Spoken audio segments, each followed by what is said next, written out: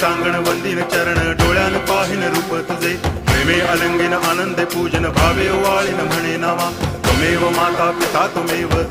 बंधुश्च सखा त्वमेव विद्या करुणं त्वमेव सर्वं मम देव कायेन वाचा मनसेन्द्रियैर्वा बुद्ध्यात्मना वा प्रकृति स्वभावात् करोमि यद्यत् सकलं परस्मै नारायणायति समर्पयामि अच्युतं केशवं रामनारायणं कृष्णदामोदरं वासुदेवं हरि गिरिधरं माधवं गोपिकावल्लभं जानकीनायकं रामचन्द्रं भजे हरे राम राम